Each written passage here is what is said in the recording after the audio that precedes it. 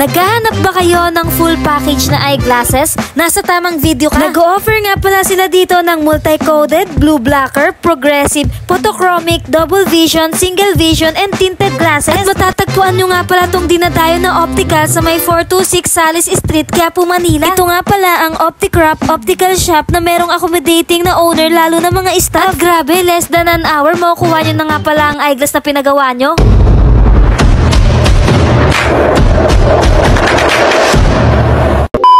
Hoy guys, ako si Angeline, nag-aaral, nag-vlog at nagne-negosyo.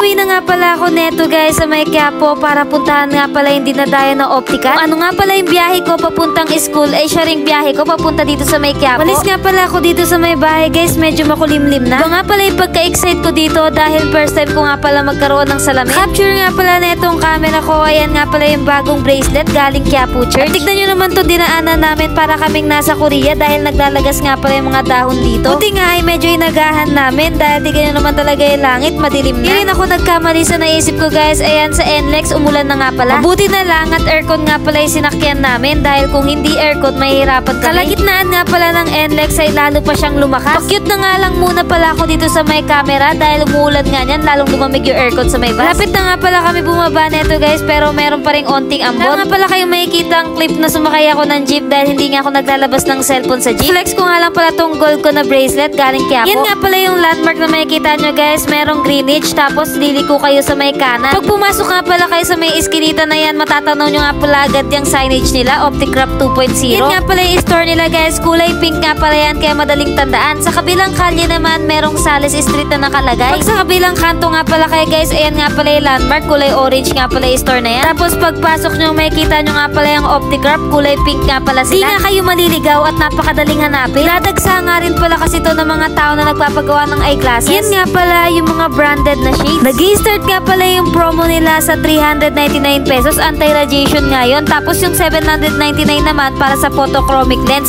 At yung 1,299 naman selected items. Ito naman nga pala yung mga sample nila ng Korean trendy shades. Yan nga pala yung madalas na bibili guys dahil usong-uso nga to lalo sa mga kagaya kong kabataan. Sobrang dami nyo nga palang pagpipilian ng mga frame guys tapos bendable pa yan. Meron nga palang metal at syempre meron ding plastic na frame. Sa sobrang daming magagandang design nga guys, may hirapan kayo pumili ng frame. Pero okay lang dahil accommodating nga yung owner and staff, tutulungan nila kayo mamili ng bagay na frame para sa inyo. At grabe, nagsimula na nga pala akong mamili ng frame. Hindi ako makapili dahil magaganda lahat at feeling ko bagay sa akin. Kahit matagalan nga pala kayo sa pagpili ng frame guys, basta ang mapili nyo ay gustong gusto nyo. Kung gusto nyo nga rin pala pumunta dito sa may dinadayo na optical sa may Quiapo, Manila. Ang pangalan nga pala neto ay Opticrop Optical Shop. Ang operating hours nga pala nila ay 8 AM hanggang 6 PM. Para nga pala lagi kayong updated sa may shop nila, ito nga pala yung mga Facebook pages nila. Palang Facebook page ay meron ng 18K followers at ito namang isa ay merong 700 plus followers.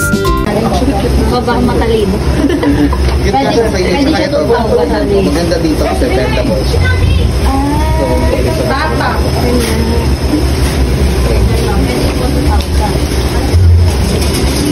Mukhang ano, Latina na lang. Beauty there.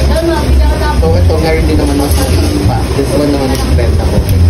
Lahat kasi ng mga frame natin dito, hindi siya basta-basta na babae.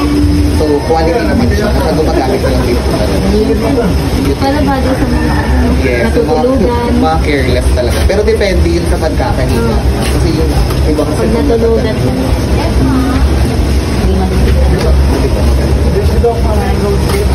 Actually, yung mga bendable din, mga magagaan. So, usually kasi yung mga bagets.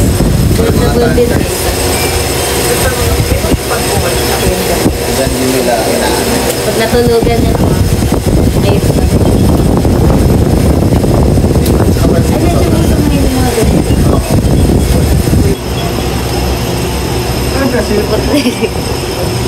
Dahil kasi dito, if ever na acidic ka, laminated yung temple niya. Pag acidic ka. Hindi kagaya kasi nito.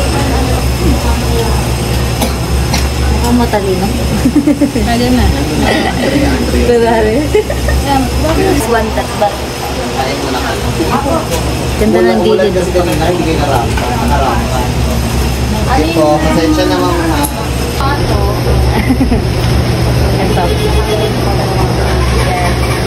Ito yung una. guys.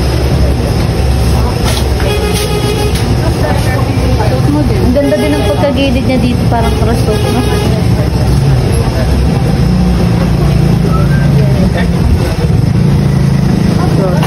After ko nga pala makapili ng frame guys, ayan, in-exam na nga pala yung mata ko dyan sa may computer machine. Langan nga pala to guys, pero meron pang finalize yan sa may loob. Lit nga lang pala yan, pero eto papasok na tayo sa loob para ma-finalize. Kung meron ba talagang grado yung mata natin o wala. By the way guys, meron nga pala sila ditong in-house licensed doctor. Kaya masusure nyo talaga kung okay pa yung eyes nyo or may problem na. May ipapasuot nga pala sa inyong eyeglass dito guys, tapos ipapabasa yun nasa screen kung mababasa nyo. Diyan pala kasi matitesting kung meron na bang grado yung mata nyo or wala pa. Kailangan nga din pala to ilakad guys para malaman nyo kung malulula ba kayo o hindi. Sa ganitong pag-check nga guys, kailangan ayusin nyo para mapa-adjust nyo sa doktor kung okay ba o hindi. Lagang tines ko nga pala to ng maayos dahil first time ko nga magkakaroon ng salamin na ganito. Ngiti-ngiti pa nga pala ako dyan, pero ayan, pagpasok nga pala namin sa loob.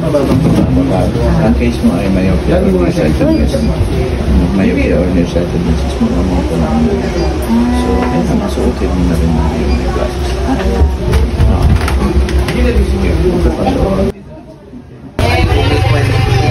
May grado mo, then at the same time, yung right eye mo clear pa naman siya. So, mababa pa naman yung grado.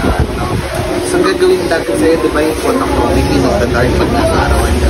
Then, ang kagandahan din kasi doon, meron na rin siyang UV protection, anti-radiation, anti-glare. So, while using gadgets, protected na rin yung eyes mo from radiation. Tapos sa mga lights, mas lessened ka na lang. So, ano lang naman yun, you can wait naman na anti-radiation. Yes. Gulat nga pala ako dahil meron na palang grado ang kaliwang mata ko. Di pa naman daw alarming yun guys dahil 0.25 pa lang. Yan nga palang gumagawa ng lens ay father ng owner. 1976 pa nga lang pala guys, ay technician na yung papa niya. Kaya nga pala mabilis lang ang paggawa dahil rekta agad sa papa niya yung lens. Diyan nga pala guys, pinapakinis yung lens. Anyways guys, 2 years na nga pala dito ang Opticraft Optical Shop. Meron pa nga pala silang isang branch. Tapos na guys. Ito pa doon. Laki. Latin. Maganda. Okay na. Papakita natin yung difference niya from clear to dark. So yung pag-change siya ng color depth, depende yun sa sunlight, no? Kung mas mainit, mas darker siya, kung di naman masyado light lang. Then, iwas natin siya alcohol and perfume po.